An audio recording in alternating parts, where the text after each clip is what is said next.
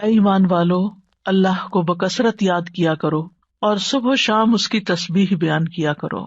اللہ سبحانہ تعالیٰ اس آیت میں اہل ایمان کو حکم دے رہے ہیں کہ وہ اس کی حمد، تسبیح، تکبیر اور لا الہ الا اللہ کے ساتھ کثرت سے اس کا ذکر کیا کریں، یعنی اس کو بہت زیادہ یاد کیا کریں۔ ابن عباس رضی اللہ عنہ کہتے ہیں کہ اللہ نے ہر فرض کی کوئی نہ کوئی حد مقرر فرمائی ہے، یعنی صبح کے 2 فرض ہیں، شام میں 3 فرض ہیں، تو ہر فرض کی ایک حد ہے۔ رمضان کے روزے فرض ہیں تو 1 مہینے کے فرض ہیں۔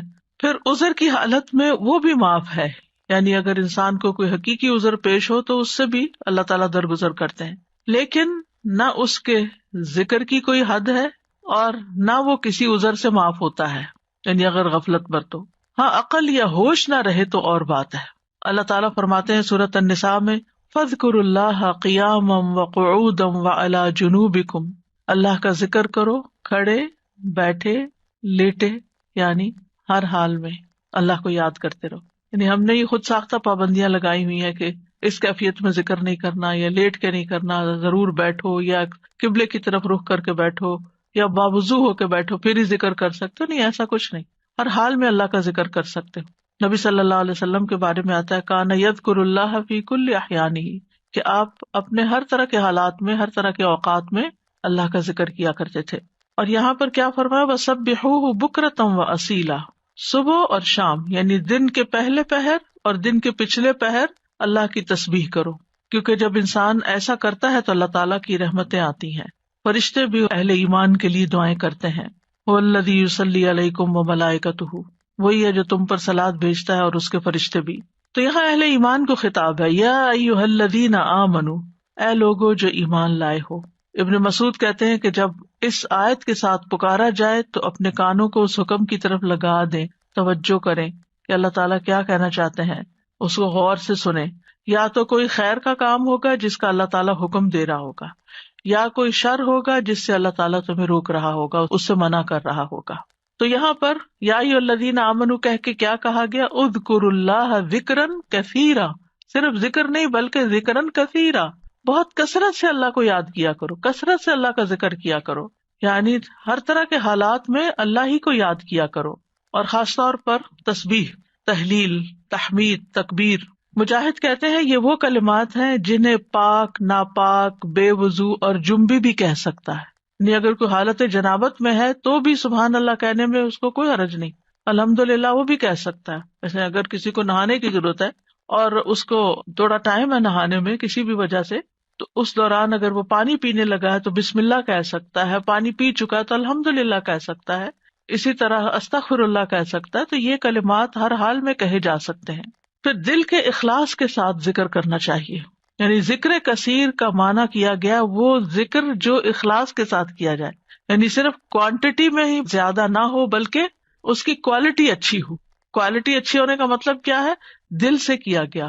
کثیر کا اپوزٹ قلیل ہوتا ہے، تو قلیل ذکر کون سا ہے، جو منافقین کرتے ہیں، وَلَا يَذْكُرُونَ اللَّهَ إِلَّا قَلِيلًا، کہ وہ اللہ کو بہت تھوڑا یاد کرتے ہیں، یعنی زبان سے اوپر سے کر دیتے ہیں لیکن دل سے نہیں کرتے۔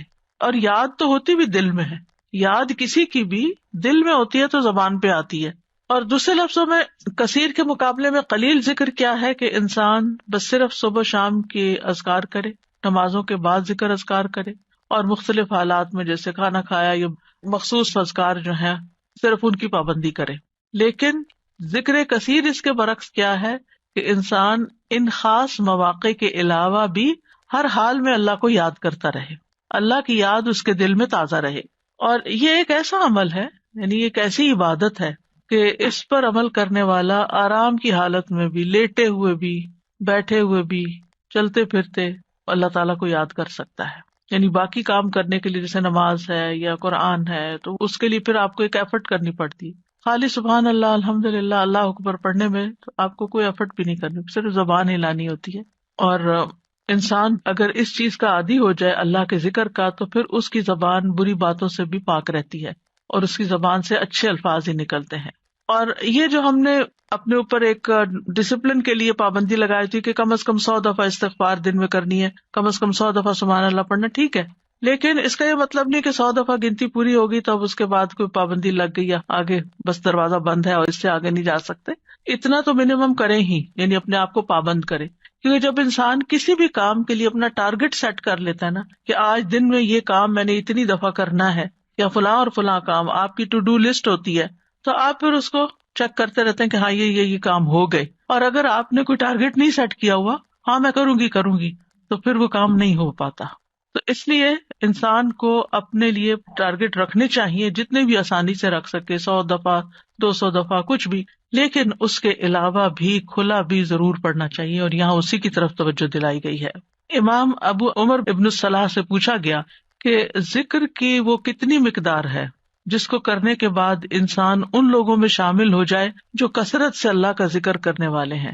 قرآن مجید میں آتا نا، والذاکرین اللہ کثیرا والذاکرات اعد اللہ لہم مغفرۃ واجرا عظیما، کہ جو بہت زیادہ اللہ کا ذکر کثرت سے کرتے ہیں، مرد ہیں عورتیں ہیں، اللہ نے ان کے لیے بہت بڑا اجر تیار کر رکھا ہے اور بخشش عطا کرے گا اس کو. یعنی وہ پھر کیا ہے، یعنی کتنا کرے کہ ہم ایسے خوش قسمت لوگوں میں شامل ہو جائیں. انہوں نے کہا کہ اگر وہ نبی صلی اللہ علیہ وسلم سے ثابت شدہ اذکار پر ہمیشگی کرتا ہے، ثابت شدہ یعنی جو پروون ہے، سنت میں موجود ہے، تو وہ ان لوگوں میں شمار ہوگا جو مرد اور عورتیں اللہ کا کثرت سے ذکر کرتے ہیں. وَسَبِّحُوهُ بُكْرَةً وَأَصِيلًا، اور اس کی تسبیح بیان کرو صبح اور شام.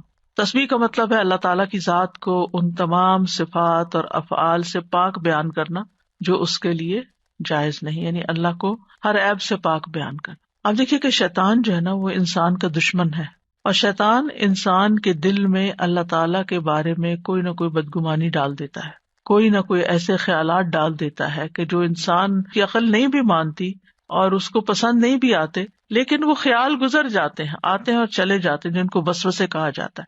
اور اس کا شکار ہر انسان ہوتا ہے کسی نہ کسی درجے پر. سورۃ قاف میں اللہ تعالیٰ فرماتے ہیں وَنَعْلَمُ مَا تُوَسْوِسُ بِهِ نَفْسُهُ، اور ہم جانتے ہیں جو اس کا نفس اس کو وسوسے ڈالتا ہے.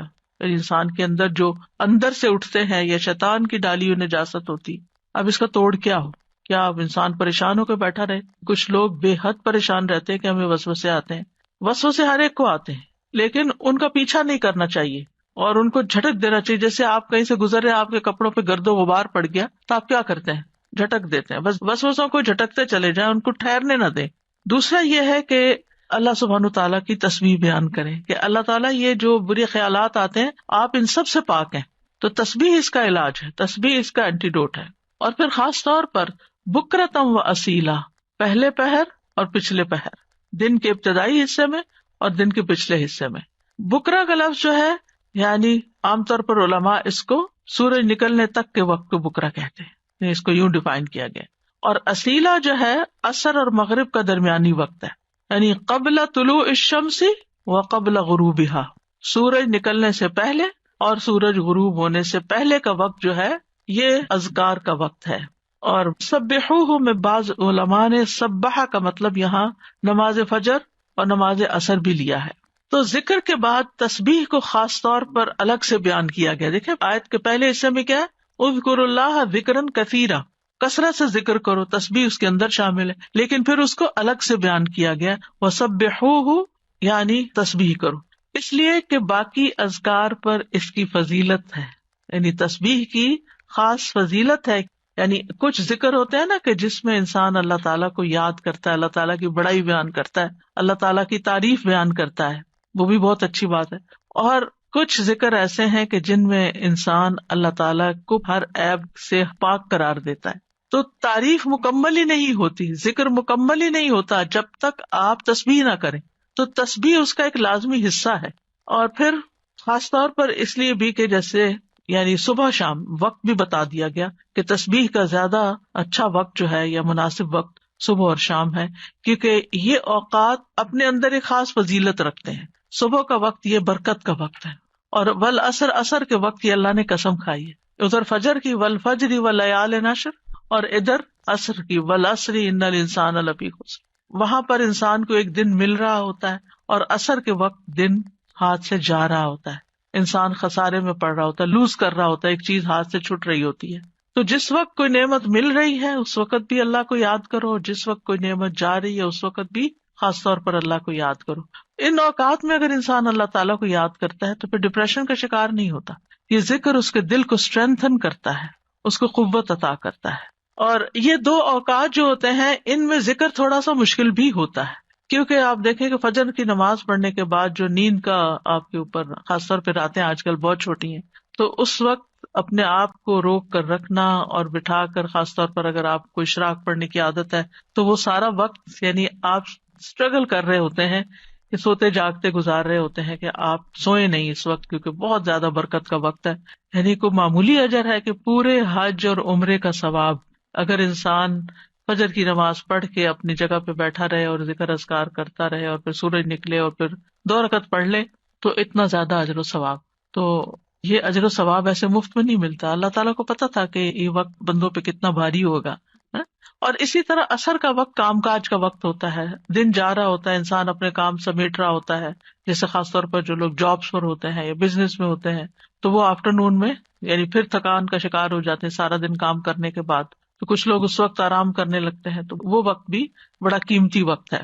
لیکن یاد رکھیے کہ ان افضل اوقات کے علاوہ سارا دن بھی اور کسی بھی وقت ذکر کرنا باعث فضیلت ہے.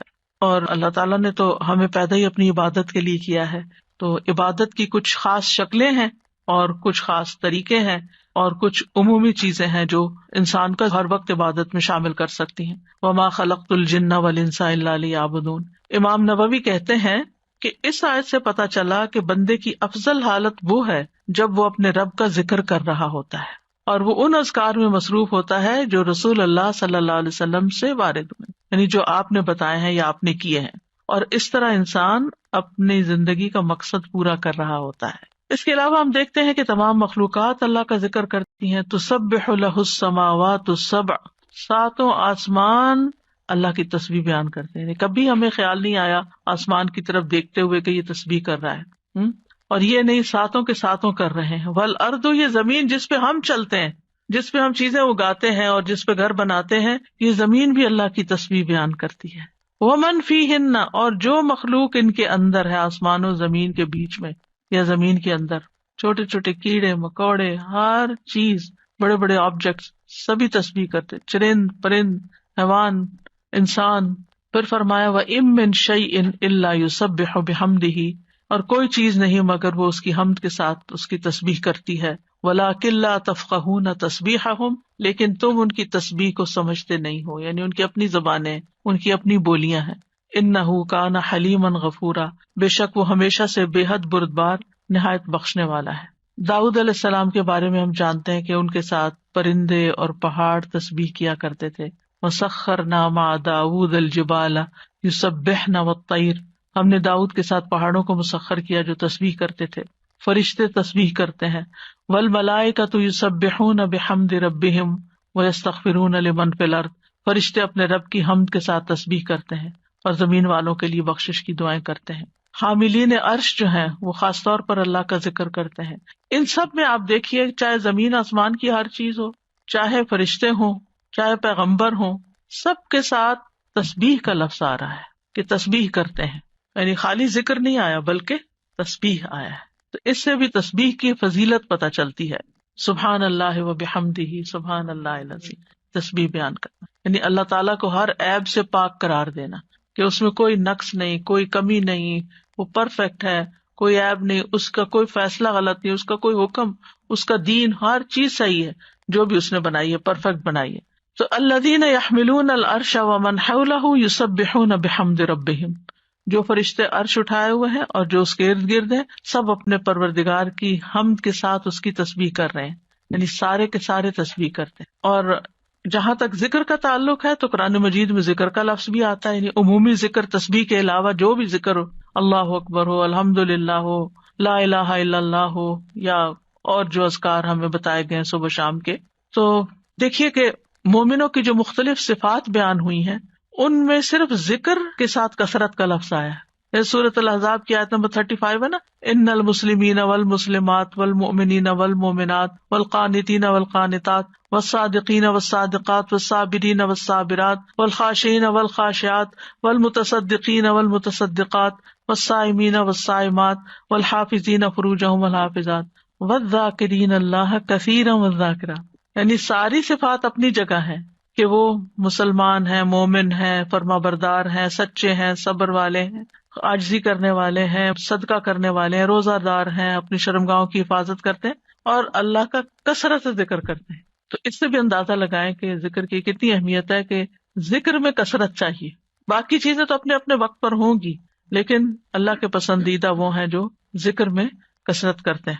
جیسا کہ سورۃ آل عمران میں آتا ہے الذین یذکرون اللہ قیاما وقعودا وعلی جنوبہم، جو اللہ کو یاد کرتے رہتے ہیں کھڑے بھی، یعنی کچھ کام ہم کھڑے ہو کے کرتے ہیں، کھڑے ہو کے تھک جاتے ہیں تو وقعودا بیٹھ جاتے ہیں اور پھر لیٹ جاتے ہیں. تو چاہے کھڑے ہوں، چاہے بیٹھے ہوں، چاہے لیٹے ہوں، وہ ذکر نہیں چھوڑتے، ہر حال میں ذکر کرتے رہتے ہیں. یہ ان کی صفت ہے. یعنی ذکر کے لیے صرف کوئی وقت یا جگہ مخصوص نہیں ہے بلکہ ہر حال میں. اور پھر جو اس کا اجر ہے، نبی صلی اللہ علیہ وسلم نے فرمایا کیا میں تمہیں تمہارا بہترین عمل نہ بتاؤں جو تمہارے مالک کے نزدیک اچھا اور پاکیزہ عمل ہے اور تمہارے درجات میں سب سے زیادہ بلند ہے، سونا چاندی کے خرچ کرنے سے بہتر ہے، اللہ کی راہ میں جہاد کرتے ہوئے تمہارے کفار کی گردنیں مارنے اور ان کے تمہاری گردنیں مارنے سے بھی افضل ہے. صحابہ نے عرض کیا کیوں نہیں؟ آپ نے فرمایا اللہ تعالیٰ کا ذکر. یعنی بعض اوقات انسان سوچتا ہے نا کہ میں تو کچھ کر نہیں پا رہا، لوگ تو بڑے بڑے نیکی کے کام کر جاتے ہیں، اتنے مالدار ہیں، وہ اتنا صدقہ خیرات کرتے ہیں. خاص طور پر انسان جب ایسی چیریٹیز کے بارے میں سنتا ہے جو لوگ بہت آگے بہت بڑے بڑے کام کرتے ہیں تو انسان سوچتا ہے کہ میرے پاس تو کچھ ہے ہی نہیں کرنے کے لیے، میں تو ان کے برابر کبھی آ ہی نہیں سکتا. کچھ لوگ ہر سال حج عمرے پہ چلے جاتے ہیں، انسان سوچتا ہے میں تو یہ بھی نہیں کر سکتا. اسی طرح کچھ لوگ اور بڑے بڑے کام کر رہے ہوتے ہیں، خدمت خلق کے بڑے کام کر رہے ہوتے ہیں. آپ کبھی کبھی پڑھتے ہیں نا کہ مخصوص شخصیات کے بارے میں، اس نے اتنے ہزار لوگوں کو مسلمان کیا، انسان سر پکڑ کے بیٹھ جاتا ہے کہ ہم نے تو ایک کو بھی نہیں شاید کیا. تو اسی طرح فلاں شخص نے اتنے 100 مسجدیں افریقہ میں بنوا دی، کہتے ہم نے کیا کیا. تو اپنا بہت ہی چھوٹا لگتا ہے بھی چھوٹا، ایسا کچھ نہیں، لیکن اس وقت کیا چیز انسان کو حوصلہ دلاتی ہے کہ پھر اگر ہمارے یہ وسائل نہیں ہے یا ہم یہ نہیں کر سکے، خواہ ہماری طلب تھی کہ ہم یہ کر سکیں. کچھ کام ہوتے ہیں جو انسان کے ڈریمز ہوتے ہیں، کاش میں زندگی میں یہ کر لوں، لیکن پھر بھی نہیں، حالات اجازت دیتے، وسائل نہیں ہوتے. لیکن ذکر کر کے آپ ان ساری چیزوں سے آگے نکل سکتے ہیں، کیونکہ جو لوگ بڑے بڑے کام کرتے ہیں ان کے ساتھ بڑے خطرات بھی ہوتے ہیں کہ کبھی کسی وقت دل میں ریاکاری آ جائے، کسی وقت دل میں تکبر آ جائے، لوگ تعریف کر کر کے دماغ خراب کر دیں. تو جو چپکے سے بیٹھ کے کہیں نہ کہیں اپنے کام کاج میں لگا ہوا ذکر کر رہا ہے، اس کا تو کسی کو پتہ ہی نہیں کہ وہ کیا کر رہا ہے، وہ کتنے خزانے جمع کر رہا ہے. تو اس لیے جو چیز ہمارے ہاتھ میں ہے ہم اس کو تو گریب کریں، اس اپرچونٹی کو تو نہ جانے دیں، اس وقت کو تو نہ ضائع کریں، اس میں تو ہمارا کچھ بھی خرچ نہیں ہوتا. اور نبی صلی اللہ علیہ وسلم نے یہ بھی فرمایا، صحیح مسلم میں ہے، سبق المفردون قالوا وما المفردون یا رسول اللہ قال الذاکرون اللہ کثیرا والذاکرات. اچھا یہاں نوٹ کریں کہ ذکر کرنے والوں میں عورتوں کے نام بھی ساتھ ساتھ ہیں، کہ یہ صرف مردوں کے لیے نہیں ہے، عورتیں بھی اس میں شامل ہیں. نبی صلی اللہ علیہ وسلم نے فرمایا مفردون سبقت لے گئے، آگے چلے گئے، سابقون بن گئے. صحابہ نے پوچھا اللہ کے رسول مفردون کون ہے؟ آپ نے فرمایا اللہ کا بہت زیادہ ذکر کرنے والے مرد اور عورتیں، یہ مفردون ہیں جو اللہ کے قریب ہو گئے. تو ذکر ایک ایسی چیز ہے کہ جو انسان کو اللہ کا قرب عطا کرتا ہے، اور بھی بے شمار فائدے ہیں. جہاں تک صبح و شام کے اذکار کا تعلق ہے تو سورۃ غافر میں آتا ہے، نبی صلی اللہ علیہ وسلم کو ارشاد ہے وَسَبِّحْ بِحَمْدِ رَبِّكَ بِالْعَشِيِّ وَالْإِبْكَارِ، اور صبح اور شام اپنے رب کی حمد کے ساتھ اس کی تسبیح کیجیے. یہ ڈائریکٹ حکم ہے. جو پہلے آیت میں نے آپ کو سنوائی تھی اس میں بھی حکم ہے صبح و شام کا، اور یہاں بھی ابکار کا لفظ ہے، وہاں بکرا کا ہے، یہاں ابکار کا لفظ ہے، عشی والابکار، یعنی روٹ ایک ہی ہے لیکن تھوڑا سا تبدیل ہو گیا ہے. سورۃ طٰہٰ میں بھی آتا ہے فاصبر علی ما یقولون وسبح بحمد ربک قبل طلوع الشمس وقبل غروبها ومن آناء اللیل فسبح واطراف النہار لعلک ترضی. سو ان باتوں پہ صبر کیجیے جو وہ کہہ رہے ہیں، اور سورج طلوع ہونے سے پہلے اور اس کے غروب ہونے سے پہلے اپنے رب کی حمد کے ساتھ تسبیح کیجیے. تو تسبیح کا خاص وقت جو ہے، ویسے تو سارا دن کر سکتے ہیں، خاص اوقات یہ بتائے جا رہے ہیں جو قرآن میں خود بتا دیے گئے. اور رات کے کچھ اوقات میں بھی بس اس کی تسبیح کیجیے. رات کے کچھ اوقات میں جیسے حضرت فاطمہ رضی اللہ تعالیٰ عنہا کو نبی صلی اللہ علیہ وسلم نے تھکاوٹ کا علاج کیا بتایا تھا؟ تسبیحات. تو اپنا آخری کام تسبیح کیا کیجیے. نبی صلی اللہ علیہ وسلم خود بھی یعنی جب تک نیند نہیں آتی تھی تسبیح ہی کیا کرتے تھے. اور رات کے کچھ اوقات میں بھی بس تسبیح کیجیے، اور دن کے کناروں میں، تاکہ آپ خوش ہو جائیں. تو اس سے کیا پتہ چلتا ہے؟ یہ خوش ہونے کا نسخہ ہے خوش ہونے کا راز ہے اس میں، خوشی حاصل کرنے کا ذریعہ ہے. یعنی اگر آپ چاہتے ہیں کہ آپ کا دل مطمئن ہو، خوش ہو، تو آپ کو ان اوقات میں لازماً تسبیح کرنی چاہیے. اور جو ان اوقات میں تسبیح نہیں کرتے وہ غافلین میں شمار ہوتے ہیں، کیونکہ اللہ تعالیٰ فرماتے ہیں وَاذْكُر رَبَّكَ فِي نَفْسِكَ تَضَرُّعًا وَخِيفَةً وَدُونَ الْجَهْرِ مِنَ الْقَوْلِ بِالْغُدُوِّ وَالْآصَالِ وَلَا تَكُن مِّنَ الْغَافِلِينَ. اور اپنے رب کا ذکر کیجیے اپنے دل میں عاجزی اور خوف سے، بغیر بلند آواز کیے، چپکے چپکے، دل ہی دل میں، صبح اور شام کے وقت، اور آپ غافلوں میں سے نہ ہونا. یعنی جو ان اوقات میں تسبیح نہیں کرتے، ذکر نہیں کرتے، وہ غافل شمار ہوتے ہیں. اور خاص طور پر اس وقت میں جو تھوڑا سا بھی ذکر کیا جاتا ہے اس کا اجر بہت زیادہ ہے. رسول اللہ صلی اللہ علیہ وسلم نے فرمایا جو لوگ نماز فجر سے سورج نکلنے تک اللہ کا ذکر کریں، مجھے ان کے ساتھ بیٹھے رہنا زیادہ پسند ہے. کیونککہ نبی صلی اللہ علیہ وسلم کو حکم دیا گیا تھا نا، وَاصْبِرْ نَفْسَكَ مَعَ الَّذِينَ يَدْعُونَ رَبَّهُمْ بِالْغَدَاةِ وَالْعَشِيِّ يُرِيدُونَ وَجْهَهُ. آپ ان لوگوں کے ساتھ رہیے، ان کے ساتھ بیٹھیے جو اپنے رب کو صبح شام پکارتے ہیں اور ان سے اپنی نگاہیں نہ پھیریے. تو آپ نے فرمایا مجھے ان کے ساتھ بیٹھے رہنا زیادہ پسند ہے بنسبت اس کے کہ میں اولاد اسماعیل سے 4 غلام آزاد کروں. ایک وہ نیکی ہے اور ایک ایسے لوگوں کی کمپنی میں بیٹھنا جو اس وقت اللہ کا ذکر کرتے ہیں، اور میں ایسے لوگوں کے ساتھ بیٹھا رہوں جو نماز عصر سے سورج غروب ہونے تک اللہ کا ذکر کرے. یہ زیادہ پسندیدہ ہے اس سے کہ 4 غلام آزاد کروں. تو نماز عصر کے بعد کا وقت بھی صرف جمعے کا دن نہیں، کیونکہ ہم عام طور پر جمعے کے دن پھر بھی تھوڑا سا بہتر کر لیتے ہیں، لیکن عام دنوں میں ہم اس وقت کو دھیان نہیں کرتے. ٹھیک ہے، اگر اس وقت میں آپ کے کچھ مخصوص کام ہے گھر کے یا واک کا وقت ہے یا کوئی بھی، تو اس وقت کی برکت کی وجہ سے کہ یہ ذکر کا خاص وقت ہے. اور آپ نے یہ بھی دیکھا ہوگا کہ پرندے بھی صبح کے وقت سورج نکلنے تک چہچہا رہے ہوتے ہیں، اور پھر اس کے بعد جب چڑیا اپنے گھونسلوں کو جاتی ہیں اور جو ہی سورج غروب ہو جاتا ہے تو خاموشی سے سونے لگتی ہیں. تو یہ اوقات بھی یعنی ایک نیچرل تسبیح کے اوقات ہیں. اور ابھی آگے بھی وہ ذکر آئے گا، تسبیح آئے گی جو آپ نے حضرت جویریہ رضی اللہ تعالیٰ عنہا کو سکھائی تھی، وہ بھی انہی اوقات میں پڑھنے کی تسبیح ہے. اور صبح کے وقت ذکر کرنے سے شیطان کی گرہیں کھل جاتی ہیں انسان سے. جب انسان صبح کے وقت اٹھتا ہے اور پھر وضو کرتا ہے، نماز پڑھ لیتا ہے، ذکر کر لیتا ہے، تو حشاش بشاش خوش مزاج ہوتا ہے، ورنہ سستی ہوتی ہے اس کو. پھر اسی طرح یہ ہے، رسول اللہ صلی اللہ علیہ وسلم نے فرمایا بنی آدم کے ہر انسان کو 360 جوڑوں پر پیدا کیا گیا ہے، اس کے جسم میں 360 جوڑ لگے ہوئے ہیں.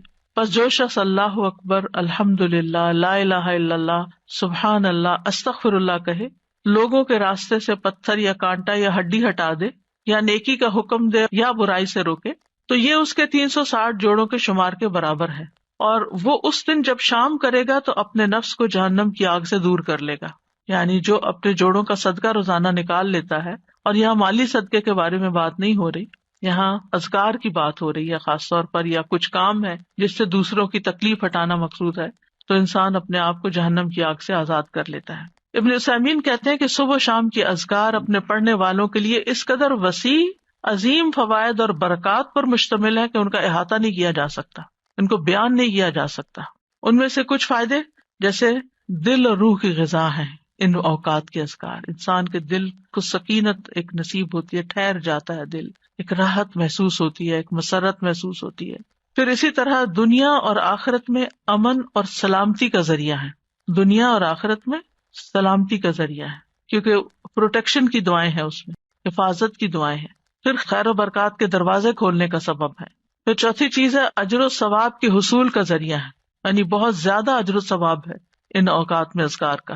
پھر پانچویں چیز ہے شر کے واقع ہونے سے پہلے، یعنی کسی تکلیف کے آنے سے پہلے اور واقع ہونے کے بعد اسے ہٹانے کا ذریعہ ہے. ویسے بھی نبی صلی اللہ علیہ وسلم نے فرمایا نا، دعا اس مصیبت میں بھی فائدہ دیتی ہے جو واقع ہو چکی ہے، اور اس میں بھی فائدہ دیتی ہے جو ابھی واقع نہیں ہوئی، جو ابھی مصیبت نہیں آئی. اے اللہ کے بندو دعا کو لازم کر لو. تو یہ صبح شام کی دعائیں ہی ہیں ایک طرح سے ان میں زیادہ تر. پھر ان اذکار میں انسان اللہ کی نعمتوں اور مہربانیوں کا اعتراف کرتا ہے، یعنی صبح شام کے اذکار جو ہے یہ اللہ کی پے در پے نعمتوں کا اعتراف ہے. جیسے سید الاستغفار میں کہتا ہے نا، ابو لک بنعمتک علیہ، اللہ جو تیری نعمتیں مجھ پر ہیں میں ان کا اقرار کرتا ہوں، ایکنالج کرتا ہوں. اللہ تعالیٰ کی مہربانیوں اور اس کے احسان پر اس کا شکر ادا کرنا ہے. پھر ساتویں چیز یہ ہے کہ رب کے سامنے فقر اور عاجزی کا اظہار ہے کہ میں تجھ سے بے نیاز نہیں ہوں، تیری ہی پروٹیکشن چاہتا ہوں، تیری طرف رجوع کرتا ہوں. پھر آٹھویں چیز یہ ہے کہ یہ بندے کی اصلاح کے اسباب میں سے ہے، اور خاص طور پر دل کی اصلاح. اور دل کی اصلاح ہو نہیں سکتی جب تک دل میں اللہ کی محبت یا اللہ کے لیے محبت اور اللہ کی تعظیم اور اللہ کی بڑائی اور اللہ تعالیٰ کے پاورفل ہونے اور اس کے سارے جو اسماء و صفات ہیں ان پر یقین نہ ہو. اس وقت تک اللہ کی بڑائی دل میں نہیں آتی. ابن عباس کہتے ہیں کہ جو شخص صبح شام کے اذکار پر حفاظت کرے، سچائی، ایمان اور اللہ پر بھروسہ اور اعتماد کرتے ہوئے یہ اذکار کرے، اور یہ دعائیں جن معنی پر دلالت کرتی ہوں ان کے لیے انسان کا سینہ کھلا ہوا ہو، تو یہ سے جادو اور دیگر مصیبتوں کے واقع ہونے سے پہلے ان کے شر سے بچانے کا سب سے بڑا سبب ہے، اور تکلیف واقع ہو جائے تو ان کو ہٹانے کا بھی سب سے بڑا سبب ہے. یعنی ان کو چھوڑنا نہیں چاہیے، لیکن بعض اوقات کوئی تقدیر نافذ ہونی ہوتی ہے تو انسان بھول ہی جاتا ہے یا سویا ہی رہ جاتا ہے یا کوئی بھی وجہ بن جاتی ہے اور انسان غافل ہو جاتا ہے اور اتنے میں وہ واقع ہو جاتی. ابن قیم کہتے ہیں کہ دعائیں اور تعوذات ہتھیار کی طرح ہیں، ہتھیار ہیں. ہتھیار مارنے والے کی قابلیت اور صلاحیت کے مطابق اثر کرتا ہے، صرف تیز دھار کے ساتھ نہیں. یعنی آپ کے پاس کیسی بھی سورڈ ہو، آپ کے پاس کیسی بھی گن ہو، لیکن اگر آپ کو چلانی نہیں آتی تو فائدہ نہیں ہے. جب ہتھیار کامل ہو اور اس میں عیب نہ ہو اور وہ بازو طاقتور ہو جو ہتھیار چلاتا ہے اور رکاوٹ نہ پائی جاتی ہو، تو اس ہتھیار کے ساتھ دشمن کے لیے تاثیر واقع ہوگی اور وہ دشمن کو بھگا دے گا، زخمی کر دے گا. اگر ان چیزوں میں سے کسی میں کوئی کمی ہو جائے تو تاثیر بھی کم ہو جائے گی. کون کون سی چیزیں؟ ہتھیار بھی اچھا، عیب بھی نہ ہو اور چلانا بھی صحیح آتا ہو. آپ نے عام طور پہ سنا ہوگا لوگ کہتے ہیں کہ ہم خود نہیں رقیہ کر سکتے، کسی راقی کے پاس جانے کی کیا ضرورت ہے. ہم بھی کر سکتے ہیں، بھی ضرور کرو، کسی نے منع تو نہیں کیا. لیکن بعض اوقات جو راقی ہوتے ہیں نا، ان کا جو یقین ہوتا ہے، ان کا جو انداز ہوتا ہے، ان کی جو آواز ہوتی ہے، اس کا اثر ہی کچھ اور ہوتا ہے. چلے رقیے کو آپ چھوڑیں، عام جو زبان میں بات کرتے ہیں، مثلا ایک شخص کہتا ہے ادھر آؤ، بچے کو کہتے ہیں ادھر آؤ، وہ سنتا ہی نہیں، تو اس کہتا ہے ادھر آؤ، تو وہ ڈر کے مارے آ جاتا ہے. کہنے والے کے کہنے میں بڑا فرق بھی ہوتا ہے اور اس کا اثر بھی فرق ہوتا ہے. کچھ لوگوں کی بات لوگ آسانی سے مان جاتے ہیں اور کچھ کی تو بالکل نہیں مانتے. ہم سب جانتے ہیں، گھر میں بھی عام طور پہ دیکھا گیا کہ ماں کی بات کا اثر اور ہوتا ہے، باپ کی بات کا کچھ اور ہوتا ہے، کبھی وائس ورثہ بھی ہوتا ہے. لیکن یہ ہے کہ فرق ہے ایک بندے کے ذکر کرنے اور پڑھنے اور جن بھوت کو بگانے اور دوسرے بندے کے بگانے میں. جو خود ہی جنوں بھوتوں سے ڈرتا ہو وہ بگائے گا کہاں سے؟ تو جو ایسا کام کرنے والے ہوتے ہیں نا، اللہ نے ان کو خاص صلاحیتیں دی ہوتی ہیں اور خاص ٹیکنیکس بھی دی ہوتی ہیں اور سجھائی ہوتی ہیں، ان کے دل میں ڈالی ہوتی ہیں. بعض اوقات وہ کوئی کسی کو نقل نہیں کر رہے ہوتے، وہ جو ان کے دل میں آتا ہے اس کے مطابق وہ بیان کرتے جاتے، پڑھتے جاتے ہیں مریض کے حسب حال، کیونکہ ہر مریض فرق ہوتا ہے، ان کا ایکسپیرینس بھی فرق ہوتا ہے کہ کیا چیز فائدہ دیتی کیا نہیں دیتی. جب تک آپ کے ہتھیار صحیح نہ ہو نا، یعنی کہ آپ کے پاس اسکلز نہ ہو، اور آپ کو دل مضبوط نہ ہو، بہادری نہ ہو. استاذہ جی جیسے نا بچے آج کل نئی ٹیکنیک سے کوئی بھی ہو تو کہیں گے آپ کو تو یوز کرنا نہیں آتا، آپ کو متاثر کرتے ہیں نا آپ کو، یعنی کہ امپریس کرتے ہیں، اور پھر جب آپ کو وہ چیز یوز کرنے آ جاتی تو آپ خود حاوی ہو جاتے. اور اسی طرح ہی جب آپ کو پتا ہوتا ہے کہ آپ نے ہتھیار کیسے یوز کرنا ہے تو پھر آپ کی پاورز اور قسم کی ہوتی ہیں، اور یہی وہ طاقت اور وہ پاور ہے جس سے آپ نا شیطان کو بھگا سکتے ہیں. اور میں کہتی ہوں نا حضرت عمر رضی اللہ تعالیٰ سے کیوں شیطان ڈرتا تھا، ان کے اندر وہ پاورز تھیں. بالکل سبحان اللہ. کبھی کبھی ایسا ہوتا ہے نا کہ آپ بالکل گھر میں اکیلے ہوتے ہیں، اندھیرا یا کوئی ایسی چیز ہوتی ہے تو انسان کے دل میں ایک دم خیال آتا ہے کہ یہاں کوئی ایسی چیز نہ ہو، تو آپ یہ کہہ کر اور آنکھیں کھول لیا کریں، اچھا کیا ہے، اگر کوئی ہوگی تو کیا ہوگا. سر جی آپ نے ایک دفعہ بتایا تھا نا کہ ذرا سی تھوڑی آواز کے ساتھ ڈانٹا جائے تو پھر ڈر خود نکل جاتا ہے. تو 2-3 دفعہ اس طرح سے ہوا تو الحمدللہ ذرا سی آواز زور کر کے کہ ہمارا گھر ہے، ہم رہتے ہیں، جو بھی مخلوق ہے وہ تنگ نہ کرے، مطلب اپنے آپ کو زیادہ باروب بنا کے اور ڈر نکال کے ان کو ڈرانا چاہیے. بالکل. تو الحمدللہ اس سے فرق پڑتا ہے. وہ متین ہاشمی صاحب ہوتے تھے کراچی میں، شاید آپ کے ہوتے ہوئے وہ لیکچر دینے آئے ہوں گے. انہوں نے ایسی بہت سی ٹیکنیکس بتائی تھی. وہ جنات کا علاج کرتے تھے اور ان کی آواز بھی اتنی ٹھہری ہوئی تھی، کوئی غصہ بھی نہیں کرتے تھے، کچھ نہیں. تو وہ کہتے تھے کہ جہاں کوئی ایسا مسئلہ ہو تو میں جا کے کہتا ہوں کہ دیکھیں ہم اشرف المخلوقات ہیں، ہم انسان ہیں اور آپ کا کوئی حق نہیں یہاں رہنے کا، میں آپ کو حکم دیتا ہوں یہاں سے چلے جائیں، اور وہ چلے جاتے تھے. تو بہرحال یہ تعوذات جو ہیں اور صبح شام کے اذکار جو ہیں یا تو شر کے اسباب کو واقع ہونے سے روک دیتے ہیں یا پھر وہ ان کے درمیان اور ان کی کامل تاثیر کے درمیان رکاوٹ بن جاتے ہیں. یعنی اسباب اور اثر کے بیچ میں رکاوٹ یعنی وہ چیز آ تو رہی ہوتی ہے مگر اس کا اثر جلد ختم ہو جاتی ہے. اور جتنا تعوذ کبھی ہوگا اتنا ہی اثر بھی کبھی ہوگا. دعا جو ہے وہ تقدیر بدل دیتی ہے. ابن عثیمین کہتے ہیں دعا تقدیر کو ٹال دیتی ہے. صبح شام کے اذکار دعاؤں اور تعوذات کا ایک مجموعہ ہے، اور دعا تقدیر کو ٹالتی ہے اور اللہ کبھی تقدیر کا فیصلہ صادر کرتا ہے اور اس کے لیے ایک سبب مقرر کرتا ہے، یعنی تقدیر نافذ ہونے کے لیے کوئی وجہ، ذریعہ، جو اس تقدیر کے آگے رکاوٹ بن جاتی ہے. ٹھیک ہے، تو دعا بھی انہیں اسباب میں سے ایک سبب، یعنی تقدیر بھی اللہ نے بنائی، وہ اتر رہی ہے تقدیر، اور اس کو ہٹانے کا سبب بھی اللہ نے بنایا ہے. اور وہ اسباب میں سے ایک سبب کیا ہے؟ یہ دعائیں، یعنی وہ آتی ہے اور دعائیں اس کو پیچھے دھکیل دیتی ہیں. اللہ نے یعنی صرف تقدیر نہیں بنائی، اللہ نے اس کو ٹالنے کا ذریعہ بھی بنایا ہے، اسباب بھی بنائے، اور دعا ان میں سے ایک سبب ہے. سمپل سے امام نووی کہتے ہیں دعا مصیبت کو ہٹانے اور رحمت کو پانے کا ایک سبب ہے، یعنی ایک ہتھیار ہے. پہلے بات ہوئی نا کہ ہتھیار ہے دعا، جیسے ڈھال ہتھیار کے حملے کو روکنے کا سبب ہے، جیسے ڈھال تلوار کے حملے کو روکنے کا سبب ہے. اور پانی زمین سے نباتات اگانے کا سبب ہے، بارش ہوتی ہے تو زمین ہری بھری ہو جاتی ہے، تو یہ سبب ہے نا. زمین کے اندر پوٹینشیل تھا، لیکن جب تک پانی نہیں آیا تو وہ دبی رہی، جب جو پانی آیا تو اس نے اپنا اندر کا سب باہر نکال دیا. ابن قیم کہتے ہیں ایک دفعہ شیخ الاسلام ابن تیمیہ کے پاس میں موجود تھا، انہوں نے صبح کی نماز پڑھی، پھر وہ بیٹھ کر اللہ کی عبادت کرتے رہے اور ذکر کرتے رہے. تقریباً آدھا دن گزر گیا. میری طرف دیکھا اور کہا یہ میرا ناشتہ ہے، اگر میں یہ غذا نہ کھاؤں تو میری قوت ساکت ہو جائے، کچھ کر نہ سکوں. آپ کو پتا 35 جلدوں میں انہوں نے لکھا ہے فتاوا، ان کے فتاوا کو اکٹھا کیا گیا، پوری شیلف بھر جاتی ہے، بلکہ اس سے بھی بچ جاتی ہے، کتابیں دوسری شیلف میں رکھنی پڑتی. تو ہم سوچئے کہ اتنے بڑے بڑے کام لوگ کس طرح کر جاتے تھے اللہ کی مدد کے ساتھ، اور اللہ کی مدد اللہ کے ذکر کے ساتھ آتی ہے. اور خاص طور پر فجر کے بعد سونے کو جو ناپسند کرنا، کیونکہ وہ برکت کا وقت ہوتا تھا. ابن قیم کہتے ہیں سلف صالحین کے نزدیک یہ بات ناپسندیدہ اور مکروہ تھی کہ صبح کی نماز سے لے کر سورج کے طلوع ہونے تک انسان سوئے. یہ غنیمت کا وقت ہے. سورج نکل آئے پھر اپنا کام کاج کر کے اگر آپ دوبارہ ریسٹ کرنا چاہیں، کیونکہ راتیں چھوٹی ہیں، تو پھر اور بات ہے. یہ وقت رزق کے نازل ہونے کا اور رزق بانٹنے کا وقت ہے، اس میں برکت نازل ہوتی ہے. اب اس کے بعد ہے صبح شام کے اذکار کے آداب جو ہیں وہ کیا ہے. سب سے پہلی بات یہ کہ زبان اور حضور قلب کے ساتھ، دل اور زبان کی حاضری کے ساتھ ذکر کیا جائے. جب یہ دونوں چیزیں متحد ہو جاتی ہیں اور اذکار کرنے والا سچائی، یقین اور اللہ کے ساتھ اچھا گمان کرتے ہوئے ان کے معنی میں غور و فکر کرتے ہوئے پڑھتا ہے تو یہ پڑھنے والے کو فائدہ دیتی ہیں، اس پڑھنے والے کی حفاظت ہوتی ہے، اس سے مصیبتیں دور ہوتی ہیں.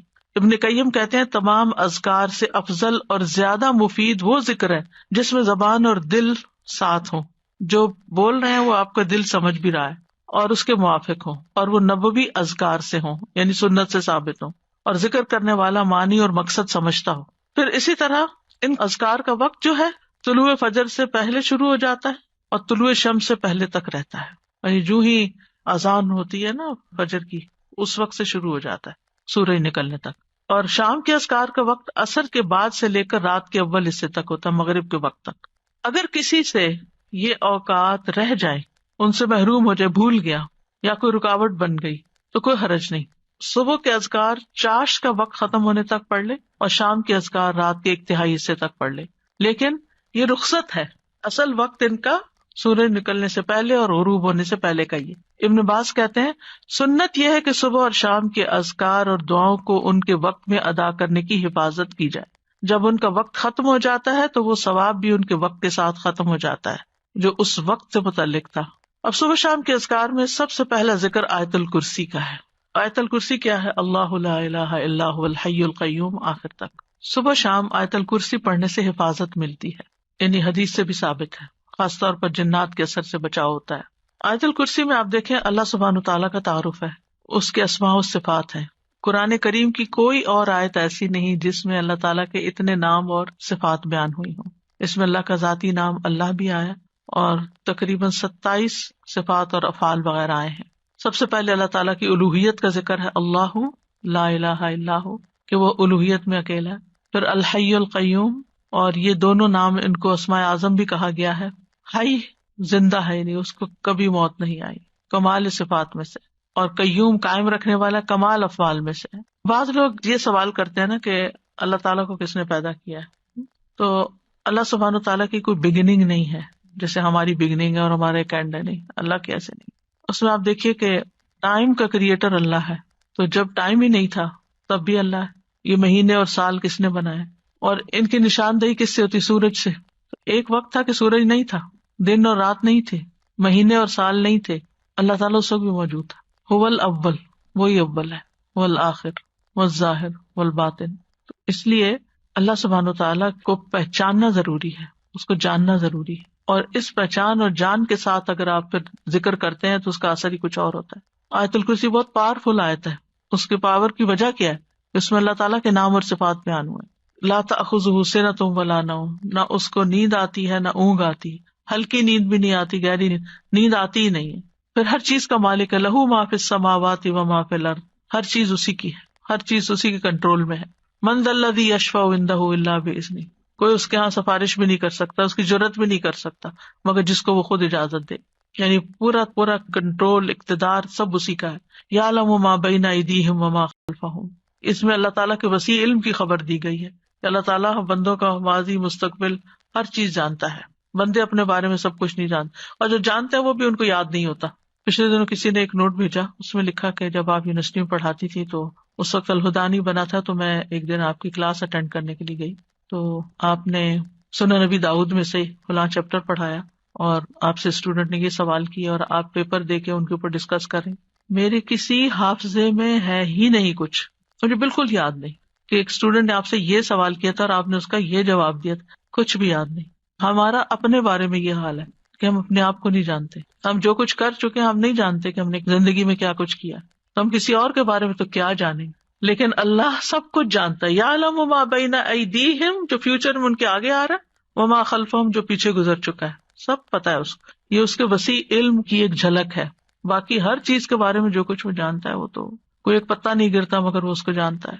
خشکی میں، سمندر میں، آسمانوں میں، زمین میں، کسی پتھر کے اندر ایک دانہ بھی چھپا ہوا تو مثقال ذرۃ فی السماء والارض ولا یحیطون بشیء من علمہ الا بما شاء، اور جو اس کا علم ہے اس میں سے کوئی اس کے علم کا احاطہ ہی نہیں کر سکتا مگر جتنا وہ چاہتا ہے.